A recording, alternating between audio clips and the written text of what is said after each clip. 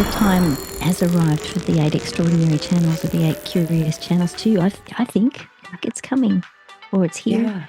Any channel is an expression of divine life force. So we're being lived, we're being breathed, we're being moved. We're these mechanical beings that exist as a result of the food that we're processing, and very little of that is true. We're brought to life through divine force, and as humans, we need ways of thinking in an organized way in order to gain purchase. And I don't mean that in an arrogant sense, but, for example, if a patient comes to you and they say, I just can't figure out what I'm here to do. Welcome to the Inspired Action Podcast. This is where we have motivational, inspiring conversations and interviews that we hope you'll enjoy listening to. Join us and other inspired actioneers on this alchemical transformational journey. Welcome back to the Inspired Action Podcast. This is pod 122. 22, my favorite number. My name is Jay, and I'm here with my co-host, Leta Herman. There you go. I didn't have to introduce you. Leta Herman. Welcome back, Inspired Actioneers. So 22. I think my favorite number is 11. Yes, I could do 11, 22, or 42. 42. We could just say 42 and end the podcast right here, because that is the answer to everything in the universe and beyond, which is appropriate for today. Yes. We've got such a great show today, a podcast today. Very exciting. I'm so excited. Today we have a very special guest on our podcast, someone who we've been friends with for a long time now and who is doing some great work out there in the Chinese medicine world, Ann Cecil-Sterman. Yes, and I wish I had been there for this podcast interview. Next time for sure. I really want to try to make it for sure. Yeah, and Ann Cecil-Sterman is, a well-known acupuncturist, teacher, and author of several best-selling Chinese medicine texts, such as The Advanced Acupuncture, a Clinical Manual. And her latest book, Becoming Healthy, Staying Healthy. Which we have. We've been really digging it. It's super fun. And just so you know a little bit more about Ann, she was a senior clinic supervisor and for many years taught advanced clinical observation at the School of Acupuncture in New York, founded in 1997 by the 88th generation Taoist priest of the Jade Purity sect, the great Master Jeffrey Yuen, also our teacher. So he was her teacher as well for over 20 years. That's fantastic. And I actually met Ann when we were traveling with Master Jeffrey Yuen. Yes. In Iceland, I think. Yes. It was the first time that I met her, but I think you met her before then. Yes, I actually traveled with her on our first trip to China with Master Yuen in 2010. That was his first trip back too, right? Yeah. So we go way back. Yeah, we had a blast on that trip, which we talk about in the interview. And I'm excited about this interview because in alchemy and on this podcast, we talk a lot about entering the mystery, or what we call through the mystery gate. Which coincidentally is the name of one of our books right. on alchemy, called Through the Mystery Gate, which is available in print or on audiobook. Anywhere you want to read or listen to a book, you can find it, as well as Ann's books. I'm sure you can find them everywhere. So if you're interested and you have some time on your hands, there you go. And you're into this kind of stuff. And you're into this kind of stuff. There you go. There Suggestions. You go. Everyone's always asked suggestions. There are some suggestions. So when we asked Ann to be on this podcast, Jay and I thought it would be interesting for you, the listeners, to take a deeper dive into the mystery. And that's what we're doing today, from the perspective of a lesser known aspect of Chinese medicine called the 8 Extraordinary Vessels. And I think I've already listened to this now, twice now. I think you two delivered and more. And I just love Ann's perspective on all of this and how she's using the 8 extraordinary vessels. And I just loved listening to her thoughts on the bigger picture of life and beyond. And beyond. And beyond. Yay. But wait, before we continue our intro for this podcast, let's talk a little bit what's going on in the Alchemy Learning Center and what's on the Inspired Action Podcast. Well, we have a new series of stuff coming up. People really was kind of digging the longer series of the 5 elements we just finished, right? Yeah, we got such great feedback. People who have been long-term listeners loved those 5 elements being done again, and the new they people, were a little longer too. And they were longer. I needed a nap like after every one. All right. A little nappy nap. Well, we know wood likes to take a nap after putting out a lot of exertion. That's right. So that was just listening to them. That wasn't even recording them. Right. So the new series is going to be really cool because all of you have been asking so many more questions like, well, what if I'm this kind of wood or if I'm that kind of water, like slow water versus fast water?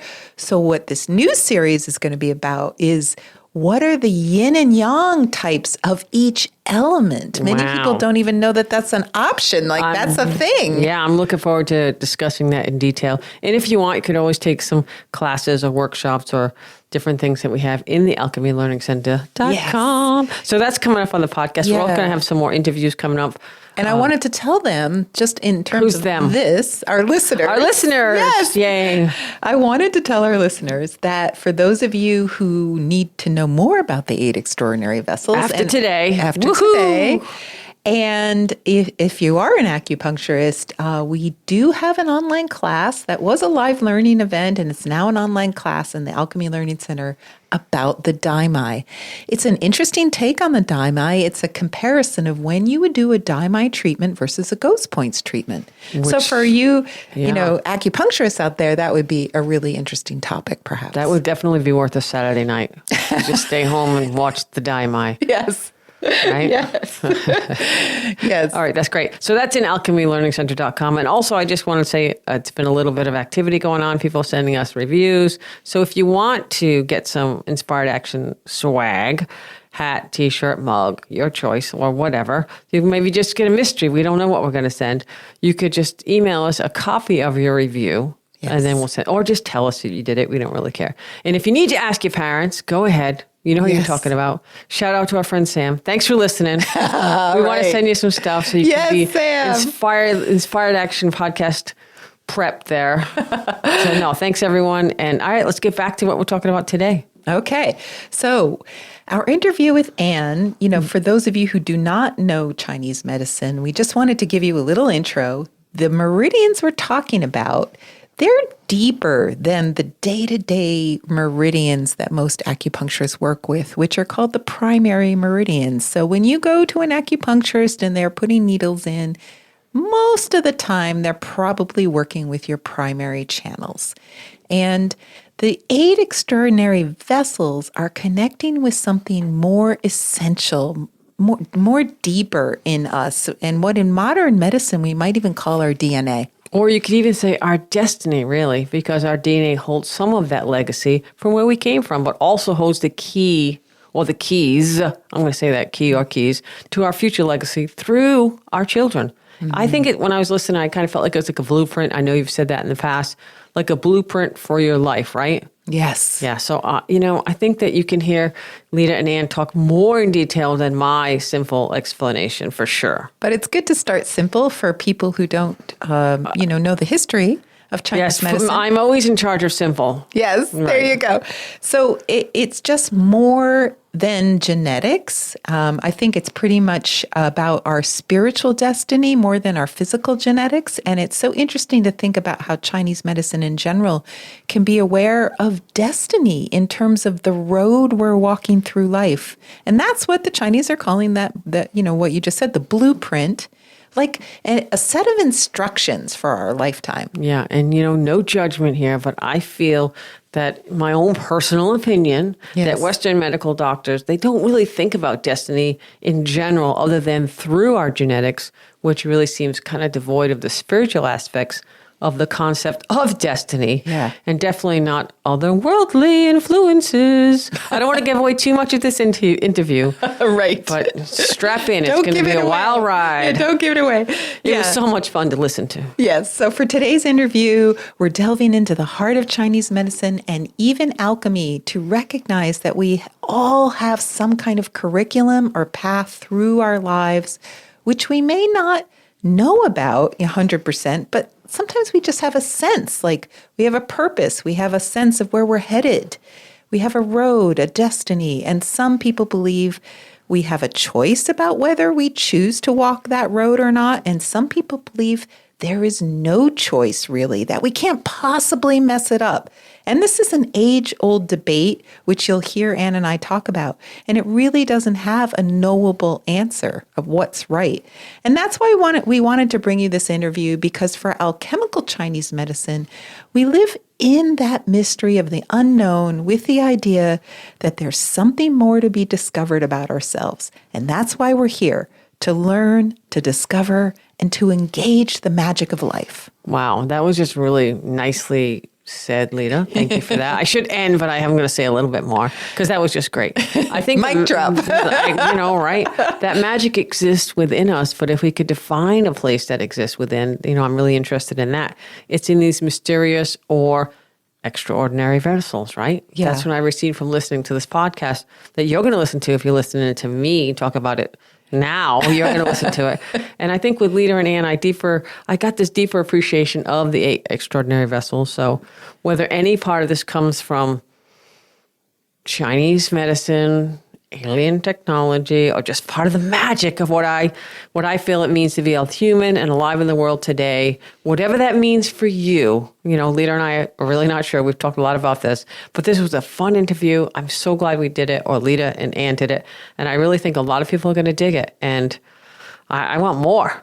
Yeah. More. We're really excited to bring this conversation to you today. So without further ado, here is the interview. Thank you. Enjoy. All right, so I am here with Ann Cecil-Sterman, who is this amazing author, acupuncturist, and just generally a wide source of knowledge for all of us. And I'm so excited today to be here with her because I have some questions, and I'm just thrilled that I get to speak with you in person and to ask those questions on behalf of all the listeners. So thank you for coming. I'm so happy to be here, Leta. Thanks for inviting me. And I was just saying to Andrew, the last time I saw Leta was at dinner in Reykjavik, Iceland. That's right. That's right. And we did some amazing things back in the day when we were traveling all over the world with Jeffrey Yuen. Incredible things. Yeah. In Reykjavik, I think the horse riding was the highlight in Reykjavik. That was the Blue Lagoon. The Blue Lagoon. Oh gosh. Yes. That was amazing. That was an amazing thing. Yeah. And then going back even further, being in China and climbing Mount Huashan, that was an amazing trip as well. Unforgettable. Remember the ladder?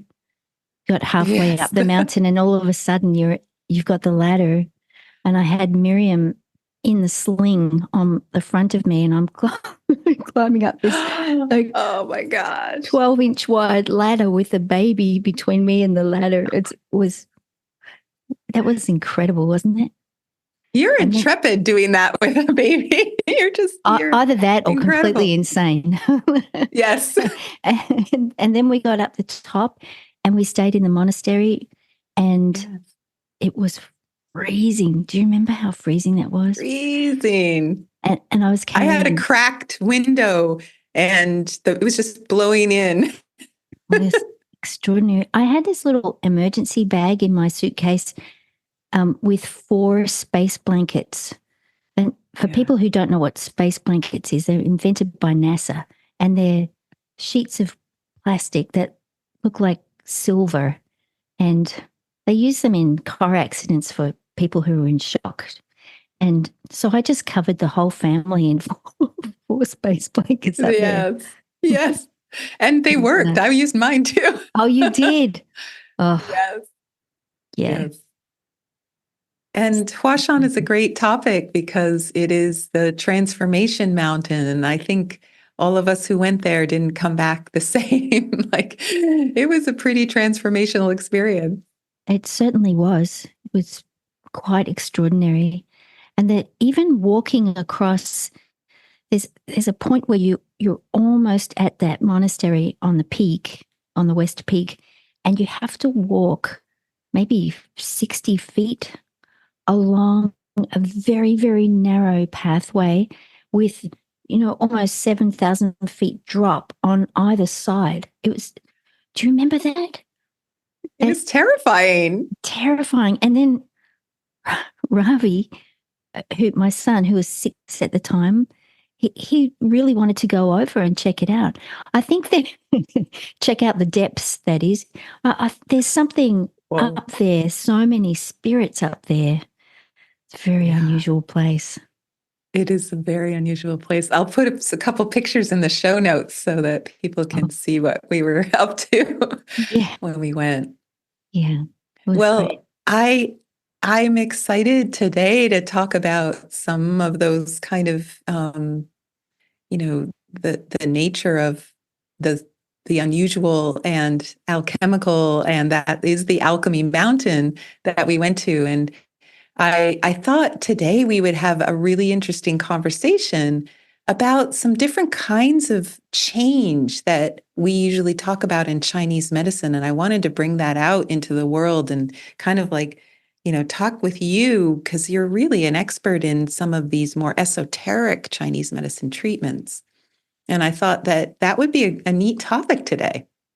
That's a great topic. And I think they have to be spoken about a lot more because, the standpoint that I'm coming from at the moment is that the general public needs to become aware of the channels of energy that enliven them, that bring life into their bodies. And that's fantastic. I have a saying I keep saying, everyone needs to know this stuff. For sure. Well, that's what you're doing with your podcast, isn't it? You're really opening this knowledge up. Congratulations, by the way. Thank you. Thank fantastic. You. Yeah. If more people chipped away at it, then we could create just a wholesale shift in consciousness on the planet. That's beautiful. Yeah. Wonderful. I want to introduce the concept of the 8 extraordinary vessels, because today I want to compare that to this idea of alchemy that we talk a lot about on this podcast, where, what if we want more in our life? What if we want to shift? What if we want to change? Some people just want to get back to when they felt good, and they don't want a lot of change. And there's nothing wrong with that. There's no judgment. But other people are looking for something more. And there's a way that this concept, 8 extraordinary vessels, which a lot of people don't know about, I think is important. So I want to just ask you generally, just to start, can you explain those a little bit and what they're about and why people might want to know about them? Sure. Oh, I love talking about the 8 extraordinary vessels, which are also called the 8 curious vessels. Mm-hmm. Curious because they're so mysterious, and they operate in the level of what we call the Jing, which is jargon that means constitutional essence. They operate at the level that is driving our destiny, that's setting, that's able to carry out our mission. Now, the word mission or destiny is in Western parlance. Those two words are very heavy words. They connote something that's external, really, to the human, but they're not at all. So when we incarnate, and so this is Taoist medicine, and one of the founding principles of that medicine is the notion of incarnation and the journey of an individual life being a fraction of the experience of one given spirit. And so the 8 extraordinary vessels, I've been saying for a while now, what I've been thinking for a very long time. And, sometimes when you're holding an idea in your head for a very long time and you know that it can't be spoken because it sounds a little bit nutty, and then you just wait a few years or maybe 10 years, and then you see the consciousness of the planet shifts. I'm not for a second saying that I'm ahead of the game. That's not what I mean. I just mean that there's a point where the consciousness, the global consciousness, shifts a little bit, and then what you're thinking turns out to be what a lot of other people are thinking anyway. It just needs to be articulated. And so I just want to say, I love that idea because when I started doing my practice in alchemy, I was afraid to even say that word. And now it's like commonplace. Yes. And it's, how did that happen in 20 years? Like, what happened to our consciousness that now it's this coolest word around? And I've been like, I was scared to say I'm doing something weird in the beginning. Yeah, but it had its time came, right? Mm-hmm. The time arrived. Right. And so the time has arrived for the 8 extraordinary channels or the 8 curious channels too. I think like it's coming or it's here. Yeah. Any channel, especially in the 8 extraordinary channel category, any channel is an expression of divine life force. So we're being lived, we're being breathed, we're being moved. It's the Western Cartesian view, I guess, is that we're these mechanical beings that exist as a result of the food that we're processing and yes. Right. And yes. It's very mechanical. It's very dehumanized, very mechanistic. Very little of that is true. And we're brought to life through divine force. And as humans, we need ways of thinking in an organized way in order to gain purchase. And I don't mean that in an arrogant sense, but, for example, if a patient comes to you and they say, I just can't figure out what I'm here to do.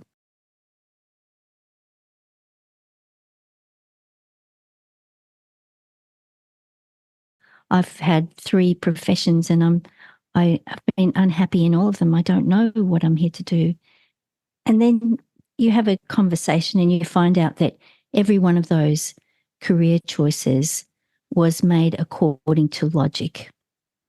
Mm. Well, I wanted to be so-and-so, but my parents said, well, you've got to be nuts to even consider that. So I went to school to do X, and then I stayed in that for 10 years. I was very unhappy the whole time. So then there was a natural progression. I was offered an opportunity here. I didn't really want to do that, so I went there.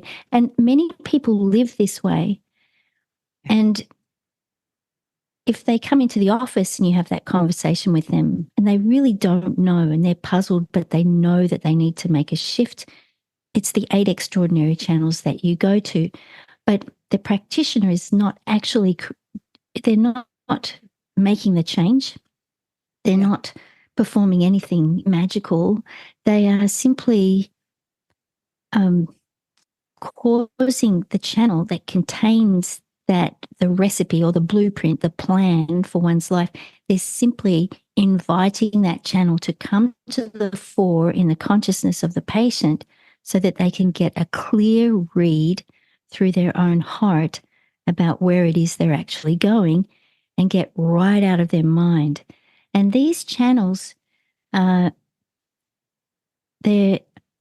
humanity is imbued with these channels that here's where I hesitate because, you thought alchemy sounded kooky 10 years ago. Well, what I'm about to say still sounds a little bit kooky, but I think the listeners are ready. I really do. They are hungry for, we all want more. And that's the group that listens to this podcast. I think that they're there with you. They can handle it. Oh, that's fantastic to hear. Well, in every ancient culture, there's strong reference to the heavens. There's a strong understanding of astrology. There's a great understanding of the movements of the sun and the moon. They made structures and buildings that reflect the movement of the heavens. And we're still discovering these, Göbekli Tepe in Turkey, just discovered in the last 30 years or so. And it goes on and on. Stonehenge. If you stand in Stonehenge, it's the most extraordinary. Have you done that? No, I haven't. Oh, you must do it, Leta. You would love it. You stand there and there's so much vibe there. And another thing that's referenced in these ancient cultures are star clusters, for example, Pleiades. And I do think that the 8 extraordinary channels are beamed. See, this is where some people are going to turn off now. That's fine. That's fine. But I think that they are emanating from somewhere that is not Earth. They're beamed in, and at some point in the history of humanity, or at the beginning of humanity, they beamed in and they converted some life form, a life form on Earth, with the nature of humanity, and that is the difference between human beings and the preceding form that may have looked a little like human beings. That the 8 extra channels came into the planet, and boom, you have this tremendous, beautiful human spirit that has intelligence and feeling and care for people and a mission, and each person has a purpose and each person has a place, and everybody loves each other, which is the natural course of events. And this happened on Earth courtesy of the 8 extra channels arriving here. And so they fall into various categories. Yeah, there's another little thing that is interesting that we've been working on that kind of relates to that. And maybe this also would be another way to think of what you just said, which is the 7 stars, the Big Dipper. In Chinese theory, and this is from Jeffrey Yuan's teachings, is sort of a mediator between heaven and earth, and helping sort of us navigate between heaven and earth. And this idea that the stars felt very foreign to me. And then I learned the 7-star form, which is a sword form of Tai Chi, and started practicing it daily. And suddenly it was like some kind of world opened up for me. And it's like that it's like an antenna of something really similar to what you're saying. And suddenly there are these points called the starry sky points that everyone in acupuncture knows, Ma Da Yang's starry sky points, which I've been using alchemically for years.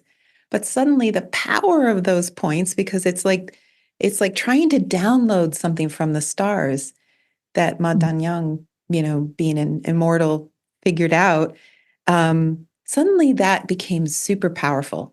And it's very hard to express what that even means. Like, it's mysterious, kind of like the 8 extraordinaries. So anyway, I just wanted to say, I really think that you're onto something there, because there is, I know that a lot of people accept astrology, they understand it. There's a lot of people out there that really believe in that.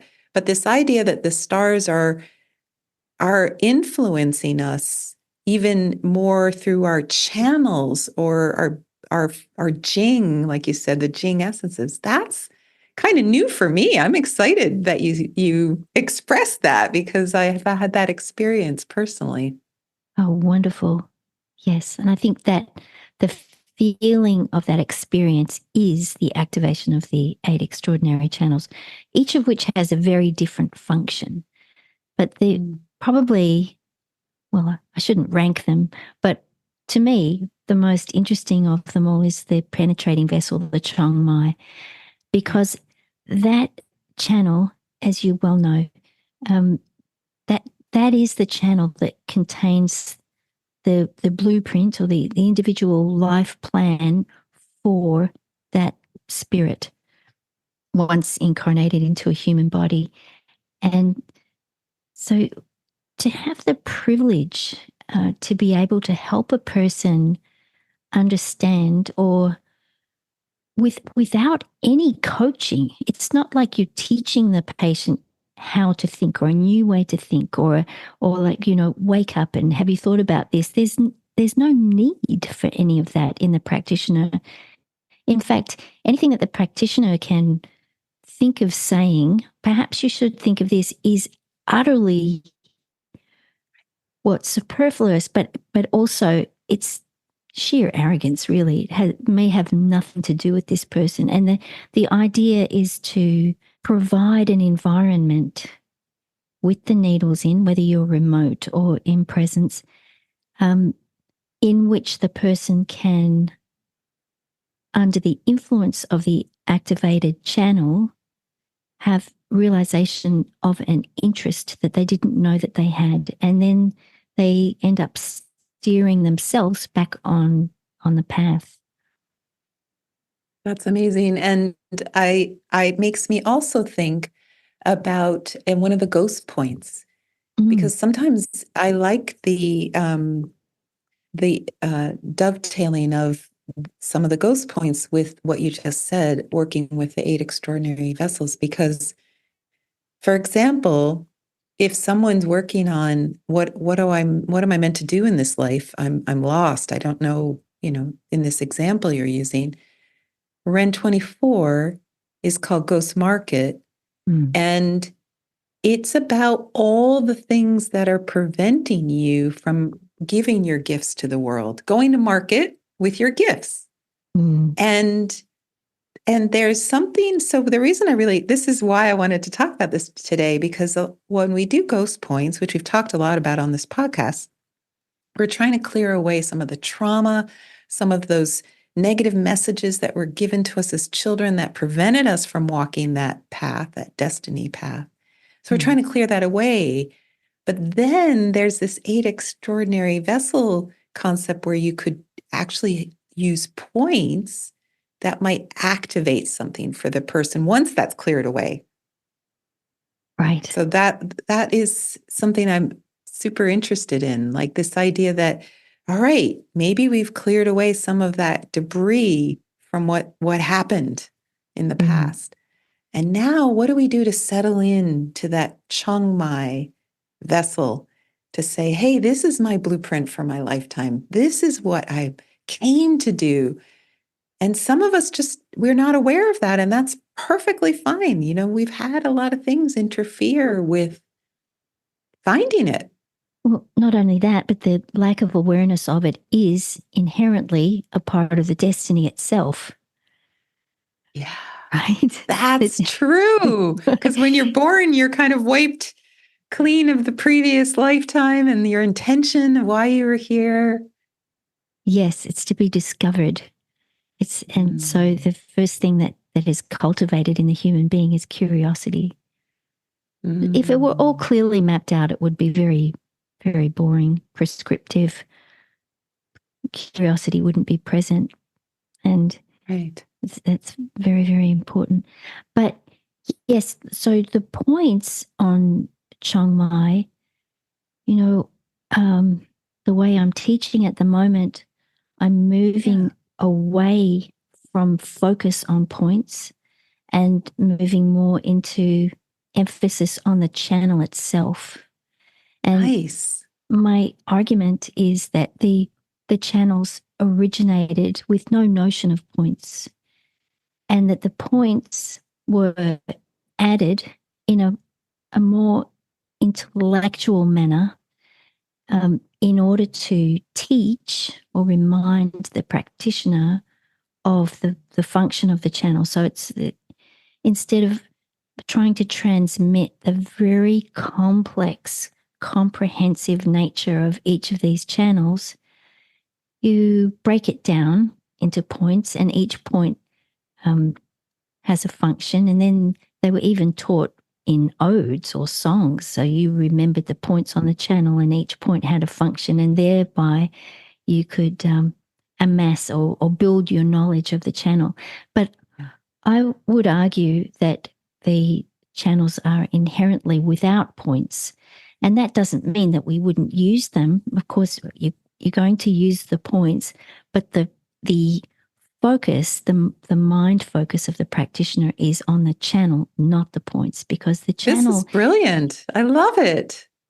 Well, it's just a doorway. The point is just an opening along something that is intact. So we focus as acupuncturists and practitioners on the point, not, yes, I get it. I love it. Yeah.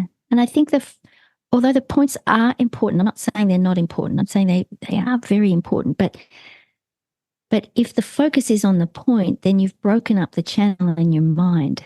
And what you want is the activation of the continuous nature of the channel prior to entering the body and after exiting the body. So the channels come in exterior to, I'm talking about 8 extra channels in particular now. They come in from over there somewhere. Who knows? Pleiades, the Big Dipper. Right. I'm not claiming to know. Right. Although I did have an experience. I was teaching in Santa Fe in 2017, and they put me in a very old wooden hotel, which was quite lovely. And I went out to look at the stars in the courtyard, and I was just standing there, like looking up, and I thought, oh, this was such a beautiful, clear night. And then something actually hit me on the head. And I thought, that's really very weird. And I looked around, there's no one around, there are no trees to drop anything on my head, no birds. And then I had an intuition to go to my phone, download the app Sky Guide. I think it's called Sky Guide. And download it and look up Pleiades. And I couldn't even spell Pleiades. I heard the word, and I must have heard it somewhere else, but I just couldn't. And so I typed in the first 3 or 4 letters that I guessed, and then it clicked on Pleiades, and sure enough, the arrow, because these apps, right, they have an arrow on them, and you can move your phone above your head until the arrow is pointing, and the Pleiades was directly above my head. I thought, oh, okay, this is making sense. And then, your intellectual mind says, don't be ridiculous. Yes. But the intuitive, my gut said, you want to know more about channels? Look outside the earth. Stop thinking about terrestrial interests. And so you put that together with the fact, actually, that Huang Di, the Yellow Emperor, the author of the foundational text of acupuncture, the Neijing, was an alien. Yes. He was not a human being. No one ever said he was a human being. So you start to piece all these things together, which, of course, our teacher refers to in very oblique fashion. I think he wants us to figure it out for ourselves. And you put all these things together and you realize, oh my gosh, we are operating in a realm that is beyond our own imagination. And so the channels, if you're thinking about points, you've really limited the channel. And unless you're thinking about the channel first and the point second, that's my opinion. So as you're needling the 8 extras, you're imagining that Changmai, that the channel of the blueprint, that's coming from somewhere a long way away, courtesy of the divine, and it's moving through this being, informing the being of their destiny. Which really means what they are to be interested in now. Mm-hmm. And then it exits the human being and goes off into all infinity. And that's what, when we meditate, we're tapping into this feeling of utter limitlessness that we are intimately connected with through these channels. Wow. I love it. So you would think about, instead of spleen 4, the opening point for the Chang, you would be thinking more about the Chang as something that is infused in all of you in a very deep, deep level. And so spleen 4 is a Ming Dynasty addition to the Chang. As you well know, it's not on the trajectory. It's a point, grandparent, grandchild, that where in the Ming Dynasty, it's added because of its name, grandparent, grandchild. What are we inheriting, not just from genetics, but what are we inheriting from the spirit realm? What is it that's informing our beings? And then the actual channel originates in the region of the uterus and prostate, not in a point. The channel doesn't originate at a point. It originates in an amorphous field in the realm of the lower jiao, the lower region of the body, which is the seat of the Jing, the constitutional essence. So the message of that is you can make whatever you like of your life. You can steer it in any direction. And if you steer against the feeling in your gut, so that would be kidney 21, the mysterious gate. If you steer your life against your gut feeling, then you're going to have to return your consciousness into this essence and become aware of what your true path is, which no one else can tell you. And so the image, to answer your comment, that the image that I hold is of that amorphous field in that region, and then the channel emerging from that and moving up the kidney channel and through the chest and around the mouth, and it goes through that very point that you were talking about, Ren 24, as it circles the mouth, and then comes up to under the eye. So that you can. So I like this. So it begins where we have unlimited possibilities, but we have this like directive from maybe the summation of our past lives and our ancestors, but also potentially our spirit's choice to incarnate in this time and space. And then we may or may not choose to follow that. And then I'm assuming, would it then be if I failed to my mission, then I return it back to the next lifetime. It comes back to that for the next seed, the seed of the next incarnation idea, maybe? Well, you can't fail your mission. That's impossible. But what you can do is shrink time. So one of the functions of the practitioner, I think, is to shrink time. So the act of going off the path itself is part of the path. I agree with that. Yeah.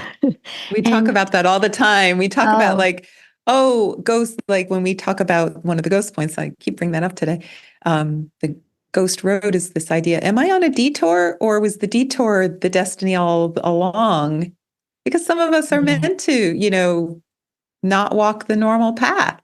So we may look like we're taking a detour, but that's the destiny as well.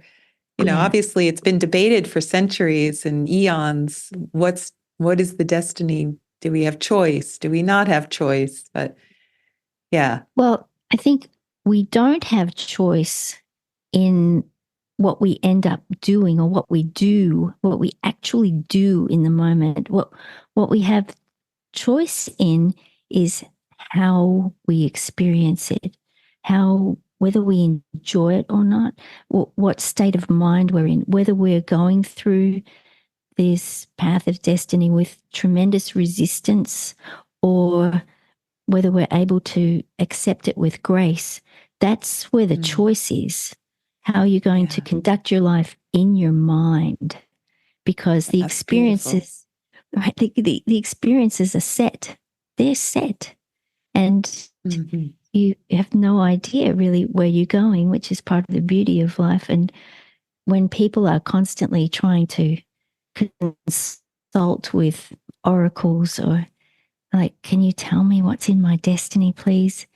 And they can perform a fantastic function of encouragement. They can say, well, it looks pretty good. It looks as though you're going to be on a very interesting journey. But to spell out things that they might see that are negative in the chart doesn't help a person shift their mind and shift their thinking. I think I digressed there. Well, it's a little bit like telling someone the punchline at the beginning of the joke. Like, that ruins it. It completely ruins it. And right. There's a reason we come into this incarnation without the memory of that's stored somewhere in the Akashic records of what's been going on before that, because we want to have the experience, and then we want to taste the emotions of life, and we want to feel and come to conclusions and get meaning. And yes, that's the spice of it all. That's the excitement of living. Exactly. And surprises. And then when you don't have a preconceived notion of where you're going, you don't see everything through a certain lens that limits the endless possibilities of what can happen. You're less likely to experience a wonderful surprise out of left field if you're full of expectation of something going a certain way. Yeah. So that's the Chiang Mai. So that's brilliant. And how would that then, if we were to expand the conversation a little bit to maybe one or two of the other vessels, because the one that I like to work with a lot for people who've been struggling in life, maybe they didn't have the resources and care they needed when they were first brought into the world. It makes me think of the Renmai, which is often translated as the conception vessel, and is actually one of the more commonly used in acupuncture, around the world with the way it's taught. So, but it's not really used in the way you're talking about. So I imagine you have a completely different perspective on that one as well.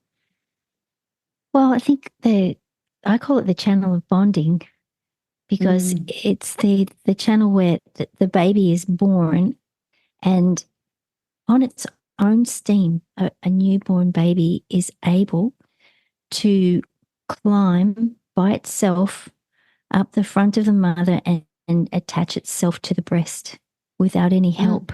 And then it becomes exhausted. It can't perform any of that function anymore, but it's born with the capacity to climb and to grip. And that is courtesy of the Ren channel. That is the courtesy of the activation of the Ren channel. So the Ren channel, for those who don't know, that it runs up there, or if they listen to your podcast, they know what it's doing. It comes up the center midline from the perineum all the way up the center midline, and then it wraps around the mouth and it goes to the eye. So in so doing, overlaps with Chiang Mai. And when that is activated at birth, it causes the yearning for that movement. It causes the impetus for that journey up the torso, at which point the baby is said to be Ren to Ren. That's channel of bonding to channel of bonding. So that linear alba that sometimes turns a different color in pregnant and postpartum women, that's along the midline, and the child's midline is bonding onto that line, and then moving up to the breast, and then that's encircling of the mouth, which the channel of bonding also does, creates the desire to latch onto the nipple. So, and then the child and the mother go eye to eye. They look at each other. So the mother loves the child. So the experience of feeding, of gaining nourishment and being held and being looked at with love all linked together. So the child is being programmed to link love with nourishment. So when that doesn't occur, when the attachment doesn't occur, or if the mother is emotionally absent, very anxious, let's say they're very, very anxious, or in the other spectrum of the scenario, they didn't want the child. So the look is not of love, but resentment, or the breast is denied entirely. Then you have the linking of nourishment, whether it be from a bottle or not, with anxiety. And so the child has been programmed to link nourishment with unstable relationships. So that first encounter serves to set the tone of expectation in relationship. So the Ren channel is very important. And if those things were missing, if those important factors were missing at that time, then and the patient comes in and complains about, I just wonder whether you could help me with the anxiety that I feel. And, I've had 2 long-term relationships and both of them were just so anxiety ridden, and I just can't seem to form a relationship that's solid and nourishing and mutually caring. You can needle into Ren Mai, or if you're activating remotely, activate Ren Mai, and you can shift that programming that occurred 20, 30, 40 years earlier, and create an entirely different vibration and shift that whole setting, that whole emotional relationship related setting in that being. They're just marvelous channels. I often say that that the Renmai, that we as human beings, we actually have imbued in us a feeling of that's our birthright. That description of what you said, where ultimately where the mother's looking at you with love, that we somehow know that's our birthright. And if we didn't get that for all the reasons that you said and many more, then somewhere we may interpret that as, wait, where's my stuff? Like, where's my love? Where's my holding? Where's my resources that are, supposed to be given to me so I get that, first leg up in the world. Like I'm being shepherded into being. And so I've worked a lot with this as well, with people who felt like, whatever they were put up for adoption, they were taken from the mom and given to someone else. And it's very traumatic. Even though they don't remember it, but their being somehow it's in there. Knows it's in there. Yeah, it's definitely in there. Yeah.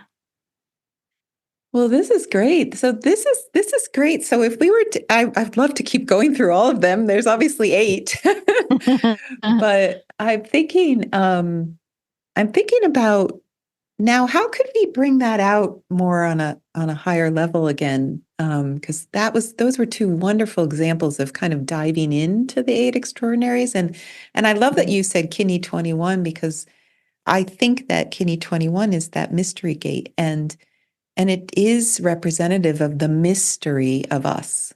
And I think if we were going to bring it out a little bit to, flying 40,000 feet above here,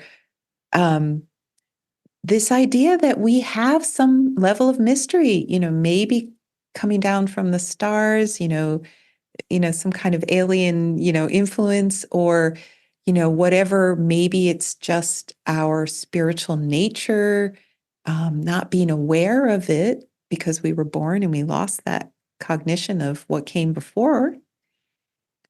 but for whatever reason, it's a mystery. Yes. And so if we were going to just talk a little bit more about why we need to know about these 8 extras, why do we need to know about our own mystery? I think the 8 extra channels are important for people who feel on a deep level that something is missing or that something is injured. So, for example, yin wei mai, the yin linking vessel, is another one of the 8 extraordinary vessels. And so a person who feels that they can't go on anymore holding the grief that they're holding the memory and the repeating images of whatever trauma they had, whether it be in childhood or whether it be relationship trauma or an accident or the loss of somebody, close, and they feel that they are somehow broken beyond repair, then it's not the nature of a human being to be broken beyond repair. It's the nature of the human being to have these experiences and have them inform the consciousness in order for there to be a deepening of understanding of humanity, and that the feeling of the wound is alleviated actually through that channel, the yin linking vessel. The first point on the channel is the guest house. So the notion of the guest house is you have a guest house, people come in, they stay for a while, and then they pack their bags and the cleaners come in and there's no trace of them. And so the message of that channel as it begins is no matter what happened, the memory will always be there, but the feeling of being broken need not persist. That there's a purpose for these experiences, no matter how traumatic, and that what it actually does at that point causes the mind to cease repeating the image of the trauma, the images related to the trauma, related to the loss, the images of the person who abandoned, the image of the accident in which the child was killed. It enables those images to go into the collective unconscious via the liver, on which it also has a point, and to allow the mind to it's nothing to do with forgetting, but it's to do with being able to be in the present moment instead of stuck in the past. So the extreme of that would be shock. Shock would be the end of that spectrum, where the person is in shock. Some people, I find them in shock. They've been in shock for decades. They just can't move past it. So the 8 extraordinary vessels say there is never a need for a person to experience being stymied or crippled in any way in the long term, that there's a way through.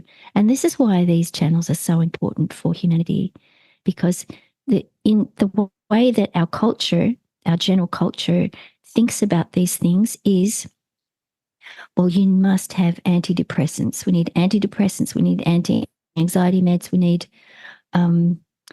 beta blockers. We need, you're presenting. The focus is on the repeating image rather than a deeply healthy way through.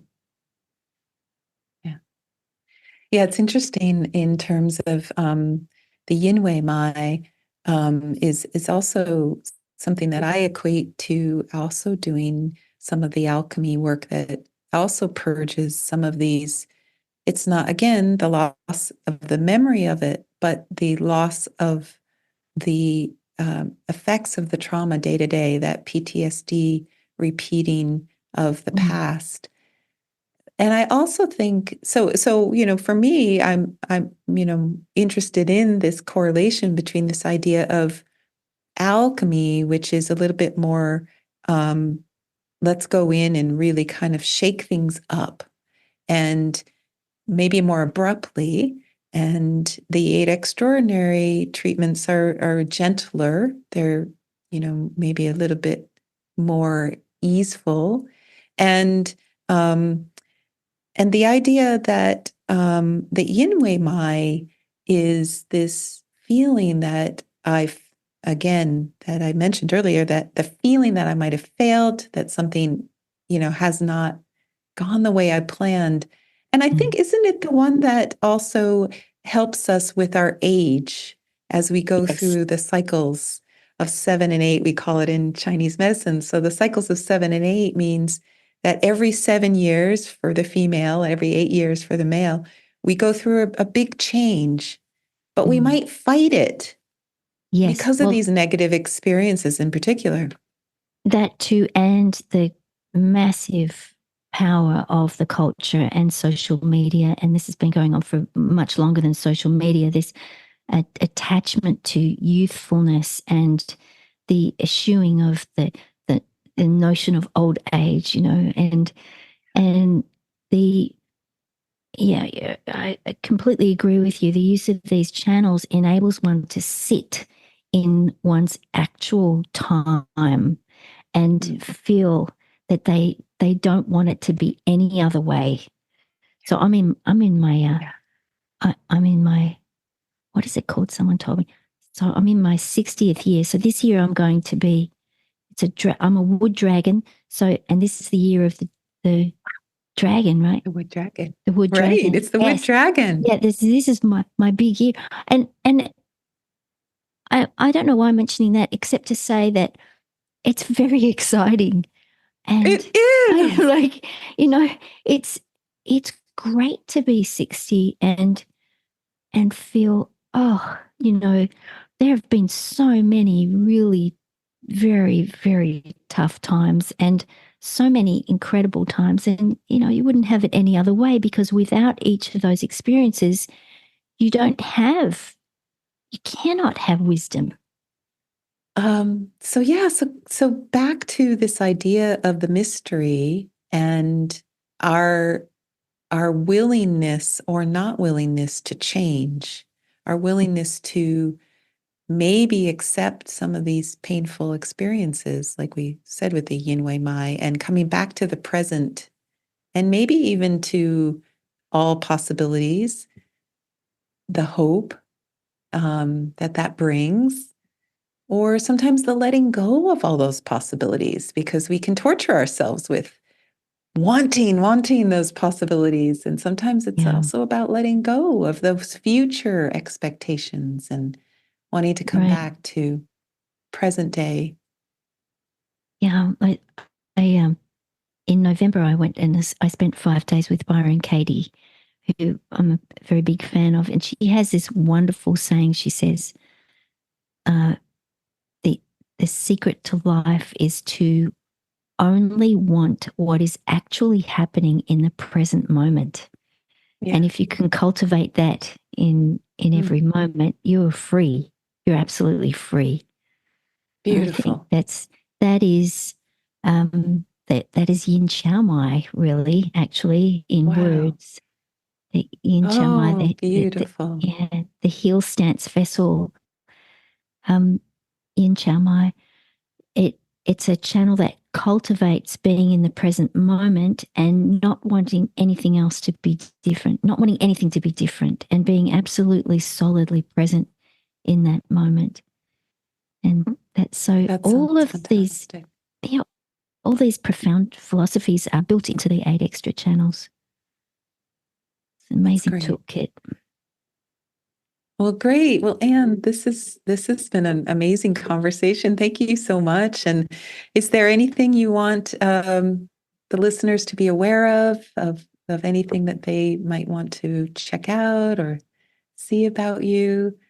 Oh, well, we have a lot on offer, as you do, at Cecil-Sterman.com. There's Wonderful. a lot of material. There's a lot of free material there. We have a monthly subscription also. If people want to do live classes, we offer, I think, 16 live classes a month. Wow. There's plus access to all the archives. And for the first 6 months of every year, I do an online mentorship. It's very intense, and we go through. And that's for. I noticed that's not just for acupuncturists. You also offer that for right. healers of all types. Yes. Last year we put 80 people through, and 60 were acupuncturists, and 20 were engineers, artists, nurses. Wonderful. Yeah, it went on and on. It was just lovely, and we've got a big array of professions in this cohort too this year. Yeah, it's great. Wonderful. Well, thank you again, Anne. This has just been so lovely and I think so informative. I hope the listeners are, excited as I am. I'm totally excited about all the things that you said. I feel infused and inspired again about the 8 extraordinary vessels. So that's really wonderful. Right. Thank you. That's our job, isn't it? It is. It is. Well, this is why we named it the Inspired Action Podcast. Right. Yeah. Great. Wonderful. Well, thanks so much for having me, and all the best to Jay. Thank you. Yes. Thank you so much. She says thanks for having me. Thank you. Thank you. No, thank you. All right. Thanks, bye. Bye-bye. We hope you enjoyed this interview with Anne Cecil-Sterman. It was so interesting and informative that Jay and I are excited to continue the conversation with her in the future. I really wish I could have been there for all this talk about the 8 extraordinary vessels and Chinese medicine, and of course the alien technology or otherworldly technology. Especially, she touched a tiny bit about the Yellow Emperor. Yeah, that was cool. Very interesting. Yeah. Piqued my curiosity. Definitely. And I don't really know about otherworldly influences on our meridians, but it's an interesting concept. And I loved hearing Anne's perspective. It was fascinating. And if you're listening and want to know more, let us know. We'll definitely have her back on the podcast at some point in the future. So tell us what you're interested in, and we'll keep going with that conversation. Yeah, please, let's have her back. I will be there for sure. I have questions. I need answers. We can make it like an X-Files meets E.T. who phones home and the Yellow Emperor answers. There you go. Right, that's the podcast that I want to talk about. Such good stuff. That's going to be great. Did you like the X-Files? I love the X-Files. Right? I can't even pretend to do the music. Are you trying to sing the X-Files? I'm not going to even try. But you're going to hear the music right here. There you go. All right, thanks for listening. Open heart, open mind. Have fun, enjoy. Bye. Bye. You've been listening to the Inspired Action Podcast, and you've reached the end. Woohoo! Why not celebrate a little bit and click that subscribe button right there. We love having you with us on this journey, and we want it to continue. You can also rate and review this podcast. And if you have already, thank you so much. We read all reviews, and your reviews help other people find this podcast as well. You can also be a part of this podcast yourself by submitting a voice recording message and emailing it to us at leta@inspiredactionpodcast.com or jay@inspiredactionpodcast.com. And if you want, you can join our Facebook group or follow us on Instagram. Join us next week for another Inspired Action conversation. And thank you for listening. Thanks for listening, and remember to hug the dog.